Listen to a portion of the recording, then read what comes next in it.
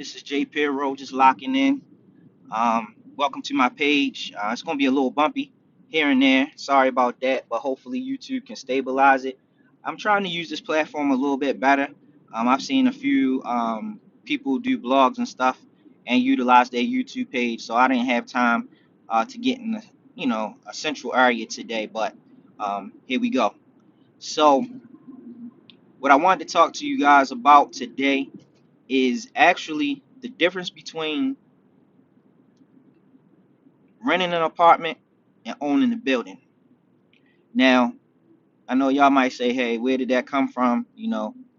Is this far fetched? Is like what is he talking about?" So, I just want y'all to understand the concept. So, last night, I was with a few of my friends, a lot of my older homeboys, people I grew up with, and one person, came up to me and they was like, "Yo, I really like what you're doing for your brand. You expanding the brand. I seen you had the clothing line. Um, you got the music going. You've been doing the music for like years, 20 years plus, whatever it might be. Making beats. Helping artists." And all the projects, putting the beats and selecting on the way you find the hooks and putting the hooks together. You know what I'm saying? Organizing and arranging albums, projects, mixtapes, whatever you call it. And he was like, "Yo, I actually downloaded the app." He was like, "Yo, that app is dope." Like he was like, "You play a little bit of everything. You got R&B, you got rap, you got new rap, you got old school rap, you got 90s, 2000s." He was like, "Yo, I really appreciate what you're doing." And then keep in mind, this person is 8 years older than me. So I mean, I grew up around a lot of people that were a little bit older than me, just because like the age range of people in my neighborhood. I guess you know some parents had their kids um, a little bit earlier than as I came along. So I was one of the younger ones. But later on down the line, I was in a group and all of that good stuff, and I learned a lot of things by being in multiple groups actually. So I say, do you want to own the building, or do you want to be a person who leases or rents inside the building? So let's take it a step further. So, like everything that we do is almost like a pyramid or an apartment building. So, let's just use apartment building for the sake of the matter. So, if you got an apartment building, someone um, owns the actual building, and they're either renting space or they're leasing and renting, or they lease apartments and spaces out to various people in that building, and they can charge a way higher price for having the apartment or leasing the space than they could if they sold the entire property. Now, I mean, they could really max out. That building has let's say the building has 20 spaces. So if that building has 20 spaces and all of the spaces inside the building are almost equal, or what have you, let's just say they're all equal, and they say, "Hey, to lease out this space is $200 a month times 20 spaces." You can imagine how much money that actually is. I mean, it probably is like $44,000 a month that they could get back in rent, and not even saying that how much money they actually need to run the building. So I'm sure it's not $44,000 to run the building, because everybody ain't occupying space, and then on top of that, people still have to pay utilities and all of that kind of stuff, unless that's included. But let's take it to the next step. So the next step is, I look at the music business, right? So I don't want to complicate things, so let's just look at record labels. So we got pretty much Universal. It's like the main head or hub of everything. Then you have, you got Epic, you got Rockefeller. I mean, not Rockefeller. You got Rock Nation, which is not even really a record label. Let's say we have. Let's not use Rock Nation. Let's go with Def Jam. Then you have, which is under Universal's umbrella. Then let's use, um, let's go back to the 90s. I'm gonna use the 90s and the early 2000s. It's more simplified.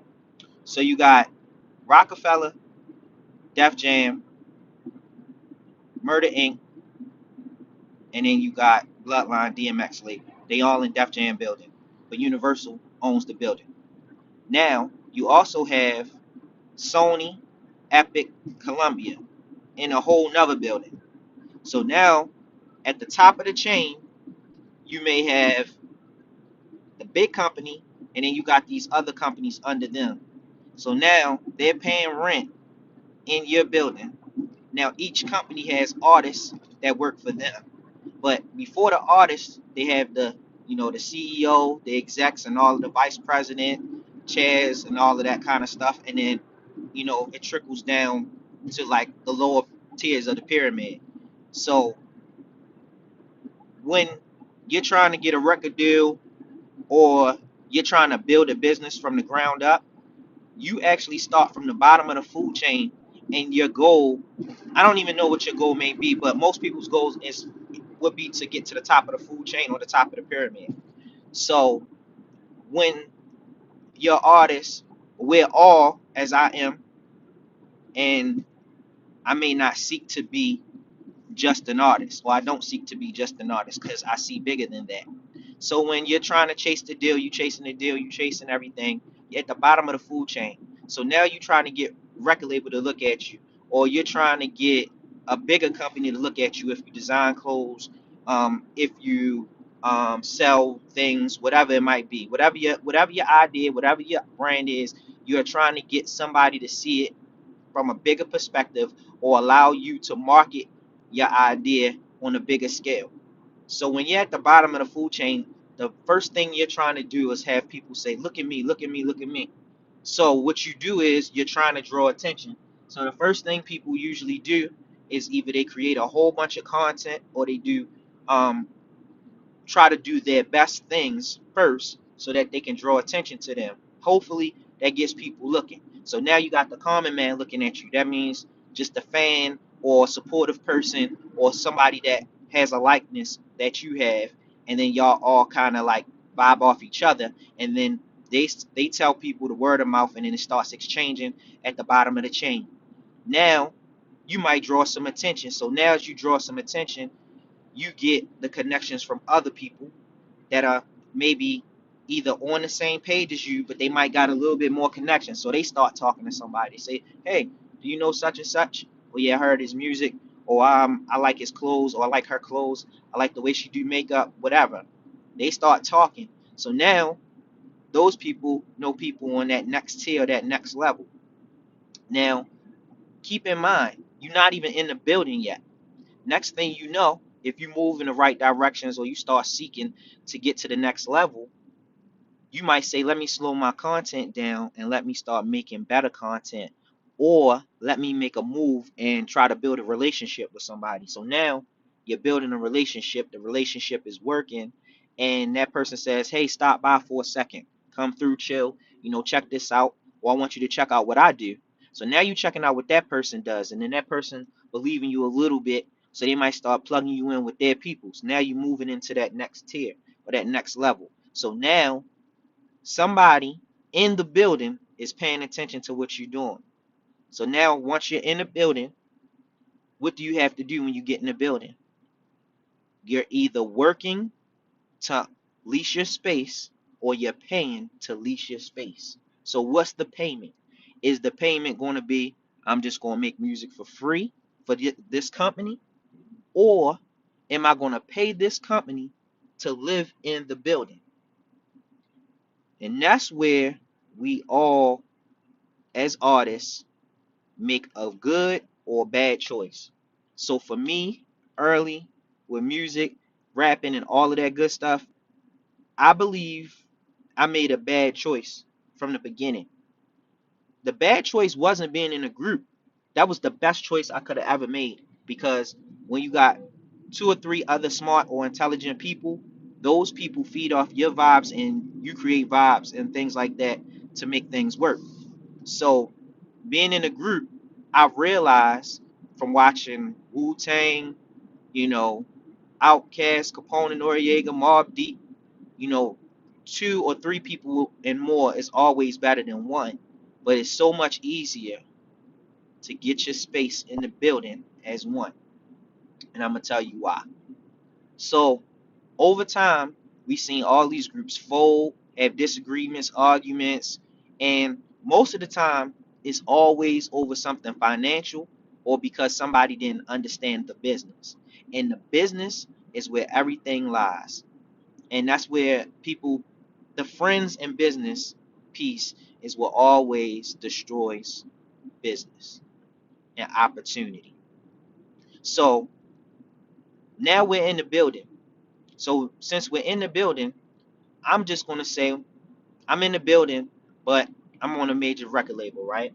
Or I'm working for a big company that distributes my clothing or my music.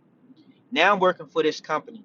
So let's say every time I put a product out, I get 1% or point 0.5 of every sale made. So let's just use a price point of $15. And then I get point 0.5 of that. So not even not point 0.5, I'm sorry. Oh, let me see. Let's do 1%. I get 1% of every sale. So if I'm selling my album and it costs $15 on a stream, and we know streaming ain't even that high. So let's use a better number. Let's do $1. And I mean let's do $10. So I get 1% for every album sold, a whole album. So that would be $1 off of not even 1%. I'm sorry, that'd be 10 cents for every album sold. So let's say I move let's say I don't even know. Let's just use a number. Let's say my album streamed 1,000 times on on the first day. I'm indie, so right now, so I'm just getting on the label. So the first time my album streamed like 1,000 times the first day.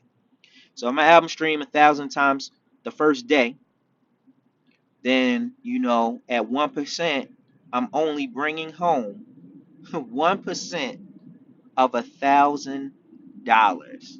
So if I do that 100,000, I do a million, whatever it's going to be, that number is so small for the type of work that I'm doing. I'm sacrificing and doing all of these things for. Why would I want to work for somebody? You know why I would want to work for somebody? Because the entire time growing up on TV, the internet, movies, clothing, all of that, we just see this image and this symbol, and it makes us feel like I'm empowered even heavier if I'm working for the machine or the machine is working for me. Now, some people figure it out. They keep their costs low, they keep their budgets low, and they're able to mix and move and do things on their own, and then they can maximize their budget that the record label might give them. Record label might give you 200 or 300,000 up front, but then you got to pay for beats, you got to pay the producers, you got to pay for studio time, you got to pay for your lawyer, then you got to pay. You probably going to buy your parents a crib, you going to buy yourself a crib, you going to buy a car, you going to fuck some money up with some of your friends and all of that good stuff. So at the end of the day, shit, after you got 200, $300,000, you ain't got shit. You can even start off with 1 million. And you going to run through 1 million. And it's been plenty of rappers that told this story multiple times. Now, I'm not saying this because I'm salty I haven't got a record deal, but sometimes I look at the bigger picture. And I looked at it like this. With the radio station, I own the building. People ask me every day, well, don't you care about making money? I do. I care about making money, but I don't care about making money necessarily from the radio station. I care about making money doing the things that I like to do and the things that I love to do. So that's either DJing, making beats, streams off of music. Right now, my goal, honestly, is to really just make money straight from music. Now, I might get into flipping some houses or owning some stock and things like that.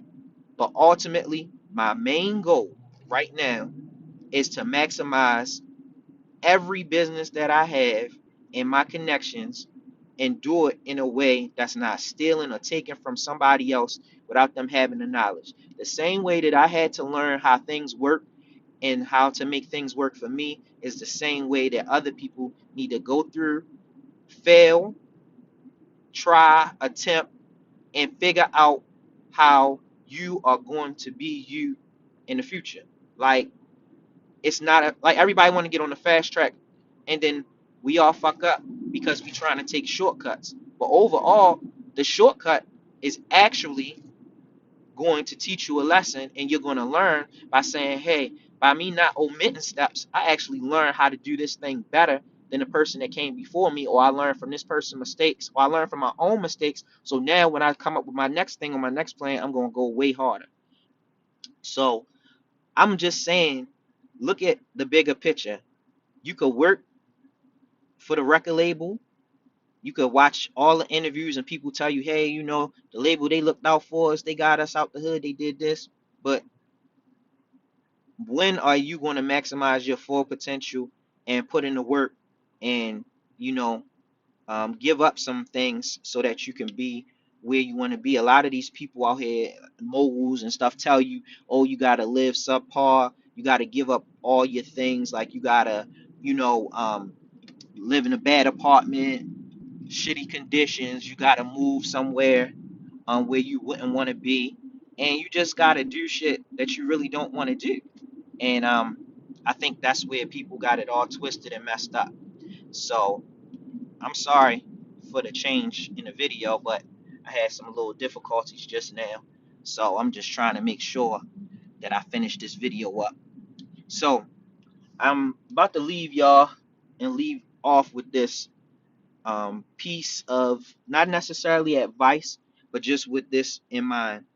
Um, just don't look for things to happen for you automatically, and thinking that trying to get a famous person to help you out is going to get you where you need to be. Yeah, you need to get those looks from the famous people, and you need to get the respect from the famous people and bigger people that may have more connections than you, but you have to do the work. You can't expect your friends to understand your genius or your madness or your passion for what you do. Just continue to keep working, doing your own thing on your time, and don't hold people to want things the same way you want them, or to have the same passion that you have for what you want to do. And you can't, don't blame yourself. All you can do is tell yourself that you're going to do better, you're going to do more, make goals, plan stuff out on paper. If you got to do it the old school way, it doesn't matter. And genuinely just look for the good in everything that you do. And small victories always count. And just try your best to think of owning the building before you decide to rent a space in the building. And it's okay to rent a space in the building if you're renting a space for your own business. So even if you got to come out of your pocket, it's better for you to rent the space on your own with your money and your own profits than it is for you to work for somebody in their space. Now, if you have a job, it's completely different. Working for a company to fuel your business is okay. But when you're working for a company and you have no reason to do anything else outside of that and just slave for no reason, then it's a different scenario. So my advice to everybody, try to own a building, rent spaces out, and help your people so that they can help their people. And that's how we keep the money in our culture, in our family, in our crews. Understand? Man, it's been good talking to y'all. I appreciate everybody for listening, for tuning in. Hopefully, I can continue doing more. I know I might have been rambling here and there, but my point was just try to own the building. I love talking to everybody. Listen to Penthouse Radio on iTunes or the Apple app and Google Play. And I'll see y'all next time. I'm out.